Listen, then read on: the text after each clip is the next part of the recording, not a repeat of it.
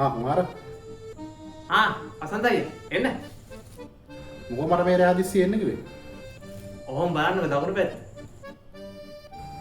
අම්මට සිරි කූඩුව. මට උඩි. මරු කූඩුව ඈ. අඩෝ මරුවා කූඩුවේ ලොකු. වැඩෙන්නේ. ස්තුති. මරු. මේ ඒක නෙවෙයි. කොම්බේ වයිෆ් ළමයි. එයාලා පන්සල් ගියායි. මේ කොච්චර කාලයක් ගියාද බං හදන්න? මාස 10ක් නේ. මාස 10ක්. ෂා. කොච්චර කාල ළඟවනේ හදන්න. එහෙම නෑ ඉතින් සමහර අයට මාස 8න් 9න් වුණත් පුළුවන්. ඔව් නේ. කොහමද බං හැදුවේ? හැදුවේ ඉතින් අයියලා හදු විදිහටම තමයි. අපි හදු විදිය කියන්නේ? පොඩ්ඩක් කියන්න හදපු විදිය. අනේ මට ලැජ්ජයි. මොකද්ද යකෝ හදන විදිය කියන්නේ ලැජ්ජා? ලැජ්ජාව කියන්නේ අයියලා හදු විදිහට තමයි ඉතින් මමත් ළමයි හැදුවේ. ළමයි?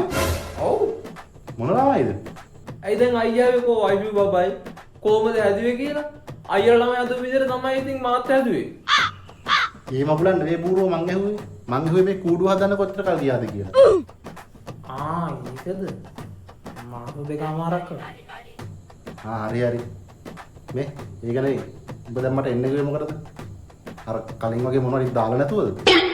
නෑ. අයියත් වීලු කරනවා නේ දැන්. වීලු කරලා එන්නේ පාටිද?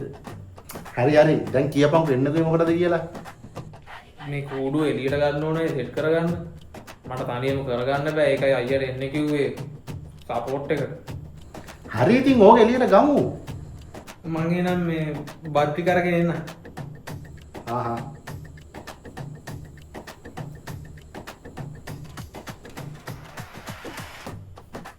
හරි. වැඩේ පටන් ගමු. මේ මොකද්ද උලම් බඩිලෝ මේ? ඇයි? අපි දැන් වැඩේ පටන් ගමු. පටන් ගන්න. දැන් ඔබ කිව්වා කූඩුව එළියට ගන්න ඕන කියලා. මොකටද මේ මිටියා? ඔව්. මේ කූඩුව එළියට ගන්න තමයි. ඉතින් අය මෙච්චර ලොකු කූඩුවක් කොහමද අය මෙච්චර ඔය පොඩි දොරකින් එළියට ගන්නෙ? ඉතින් කියන්නේ මේ කූඩුව එළියට ගන්න නම් මේ උළුවව ගලවන්න ඕනේ.